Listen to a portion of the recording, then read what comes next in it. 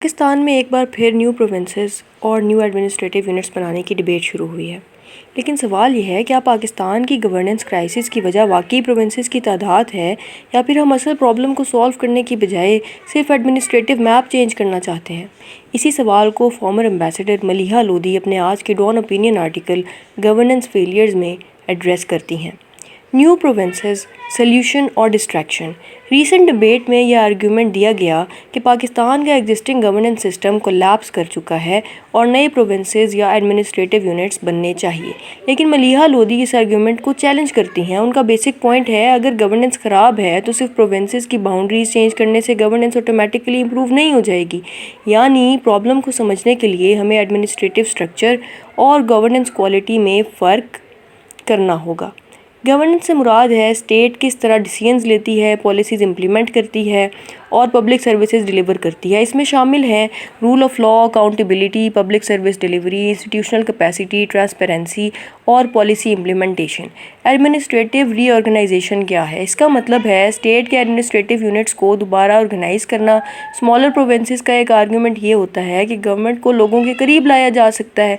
ये argument completely meaningless नहीं है, लेकिन आर्टिकल का इंपॉर्टेंट पॉइंट ये है कि लोकल गवर्नमेंट को एम्पावर करके भी गवर्नमेंट के ग्रास रूट्स लेवल तक ले जाया जा सकता है।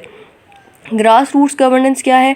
डिसीजन मेकिंग और पब्लिक सर्विसेज को आवाम के लोकल लेवल तक ले जाना। मिसाल के तौर पर municipal services, local roads, water supply, sanitation, primary education and local development. यानी हर प्रॉब्लम का सल्यूशन प्रोविंशियल कैपिटल से नहीं आना चाहिए। लोकल गवर्नमेंट क्यों इम्पोर्टेंट है? यहाँ से डेवोल्यूशन का कॉन्सेप्ट आता है।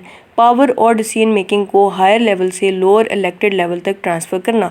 सिंपल एग्जांपल, फेडरल गवर्नमेंट से प्रोविंशियल गवर्नमेंट, प्रोविंशियल गवर्नमेंट से लोकल गवर्नमेंट और लोकल गवर्नमेंट से सिटीजन्स तक। अगर लोकल गवर्नमेंट पावरफुल और अकाउंटेबल हो तो सिटीजन्स के डेली प्रॉब्लम्स को ज़्यादा एफिशिएंटली एड्रेस किया जा सकता है। कॉन्स्टिट्यूशनल इशू आर्टिकल का एक इम्पॉर्टेंट लीगल पॉइंट है। पाकिस्तान के कॉन्स्टिट्यूशन में प्रोविंसेस की बाउंड्रीज़ या प्रोविंशियल स्ट्रक्चर चेंज करना सिंपल एग्जेक्टिव डिसीजन नहीं। आर्टिकल 239 के कॉन्स्टिट्यूशनल प्रोसीजर के मुताबिक प्रोविंशियल बाउंड्री चेंज के लिए रेलिवेंट प्रोविंशियल असम्बली में 2/3 मेजॉरिटी की रेजोल्यूशन रिक्वायर्ड होती है। उसके बाद कॉन्स्टिट्यूशनल अमेंडमेंट के लिए नेशनल असम्बली और सेनेट दोनों में 2/3 मेजॉरिटी रिक्वायर्ड होती है। यानी प्रोविंसेस बनाना सिर्फ पॉलिटिकल अनाउंसमेंट का मैटर नहीं है, ये कॉन्स्टिट्यूशनल प्रोसेस का मैटर है। तो फिर असल गवर्नेंस क्राइसिस क्या है?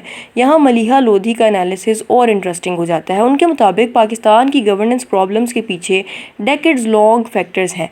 पॉलिटिकल इंस्टेबिलिटी, गवर्नमेंट्स और पॉलिटिकल सिस्टम्स की कंटिन्यूटी रिपीटेडली डिस्टर्ब होती रही। डेफर्ड रिफॉर्म्स, इंपॉर्टेंट इकोनॉमिक और इंस्टीट्यूशनल रिफॉर्म्स को रिपीटेडली पोस्टपोन किया गया। Weak leadership and policy vision, long term planning की बजाय short term political priorities dominate करती रहीं। वीक रूल ऑफ लॉ, जब लॉज और इंस्टीट्यूशंस कंसिस्टेंटली अप्लाई ना हो तो गवर्नेंस वीक होती है। एलीट कैप्चर, और आर्टिकल के मुताबिक ये सबसे डैमेजिंग फैक्टर है। एलीट कैप्चर, जब पावरफुल पॉलिटिकल, इकोनॉमिक या इंस्टीट्यूशनल ग्रुप्स स्टेट के रिसोर्सेज और डिसीजन मेकिंग को अपने इंटरेस्ट के लिए इन्फ्लुएंस करने लगें। यानी स्टेट का सिस्टम पब्लिक इंटरेस्ट के बजाय एलीट इंटरेस्ट को सर्व करने लगे। आर्टिकल का कोर आर्ग्यूमेंट मलिहा लोधी के एनालिसिस में पाकिस्तान की गवर्नेंस क्राइसिस को सिर्फ टू मैनी प्रोविंसेस या टू लार्ज प्रोविंसेस कहना प्रॉब्लम को ओवर सिंप्लीफाई करना है। असल प्रॉब्लम डीपर है। Political instability, economic mismanagement, weak reforms, elite capture, institutional imbalance और जियोपॉलिटिकल प्रेशर्स, इन सब ने मिलकर गवर्नेंस क्राइसिस को शेप किया है। लेकिन यहाँ कहानी ख़त्म नहीं होती। अगर प्रोविंसेस असल प्रॉब्लम नहीं तो फिर पाकिस्तान की इकोनॉमी, पॉलिटिकल इंस्टेबिलिटी और एलीट कैप्चर ने गवर्नेंस को इतना वीक कैसे किया, और बोरोड ग्रोथ ने पाकिस्तान को किस तरह हाई डेट, लो ग्रोथ ट्रैप में पहुंचाया। अब तक हमने देखा पाकिस्तान की गवर्नेंस क्राइसिस को सिर्फ प्रोविंसेस की तादाद का मसला समझना शायद असल प्रॉब्लम को मिस करना है। अब सवाल ये है, अगर नए प्रोविंसेस असल सोल्यूशन नहीं है तो फिर पाकिस्तान की गवर्नेंस फेलियर्स की रूट्स कहाँ हैं? यहाँ से डिस्कशन सिर्फ एडमिनिस्ट्रेशन का नहीं रहता, ये पॉलिटिकल, इकोनॉमी, इंस्टीट्यूशनल रिफॉर्म और स्टेट कैपेसिटी का इशू बन जाता है। बोरोड ग्रोथ पाकिस्तान की इकोनॉमिक हिस्ट्री का एक रिकरिंग पैटर्न रहा है।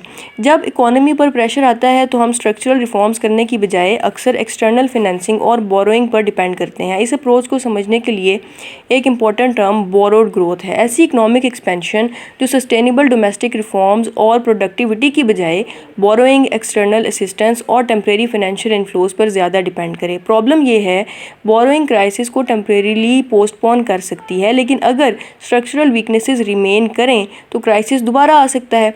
स्टेट कैपेसिटी, स्टेट की एबिलिटी कि वो पॉलिसीज़ इफेक्टिवली इंप्लीमेंट करे, टैक्सेस कलेक्ट करे, पब्लिक सर्विसेज प्रोवाइड करे, लॉ इन्फोर्स करे, इंस्टीट्यूशंस को एफिशिएंटली ऑपरेट करे। अगर स्टेट के पास पॉलिसीज़ तो हों लेकिन इम्प्लीमेंटेशन वीक हो तो पॉलिसी पेपर पर सक्सेसफुल लग सकती है, ग्राउंड पर नहीं। इसीलिए गुड गवर्नेंस का मतलब सिर्फ गुड पॉलिसीज़ बनाना नहीं, उन्हें इफेक्टिवली इंप्लीमेंट करना भी है।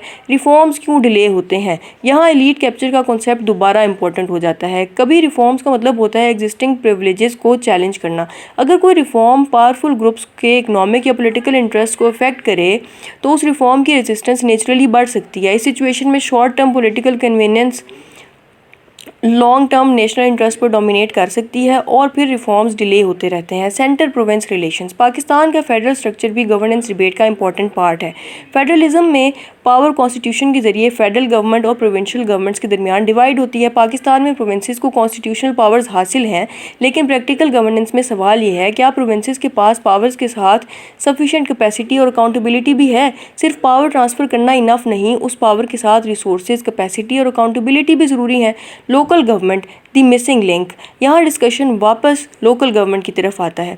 अगर आवाम को clean water, sanitation, roads, waste management, local infrastructure, basic municipal services चाहिए तो इनमें से बहुत से इश्यूज़ को डायरेक्टली लोकल लेवल पर एड्रेस करना ज़्यादा इफेक्टिव हो सकता है। इसीलिए डिवोल्यूशन इम्पॉर्टेंट है।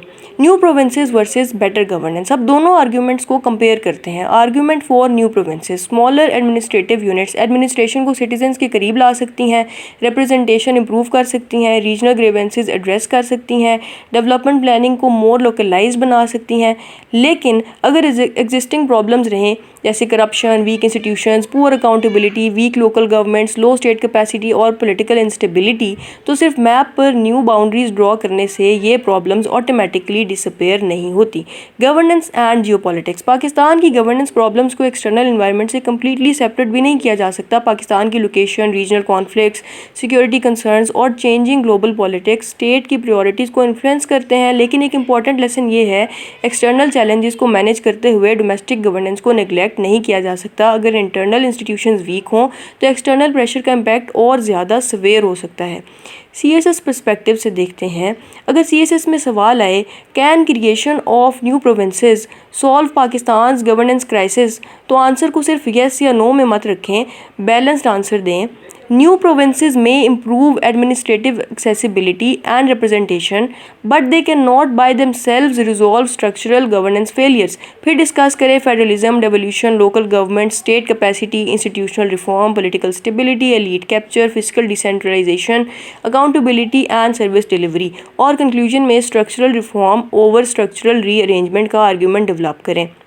मलिहा लोधी के एनालिसिस को सिंपल वर्ड्स में समझें, पाकिस्तान का गवर्नेंस क्राइसिस सिर्फ मैप का क्राइसिस नहीं है, ये इंस्टीट्यूशंस का क्राइसिस है, इम्प्लीमेंटेशन का क्राइसिस है, पॉलिटिकल स्टेबिलिटी का क्राइसिस है, रिफॉर्म रेजिस्टेंस का क्राइसिस है और अकाउंटेबिलिटी का क्राइसिस है। इसलिए अगर पाकिस्तान को बेटर गवर्नेंस चाहिए तो सिर्फ नए प्रोविंसेस क्रिएट करने की बजाय strong institutions, empowered local governments, effective devolution, meaningful accountability और लॉन्ग टर्म रिफॉर्म्स पर फोकस करना होगा, क्योंकि changing the map is easier than changing the system. और असल चैलेंज मैप को नहीं, गवर्नेंस को ट्रांसफॉर्म करना है।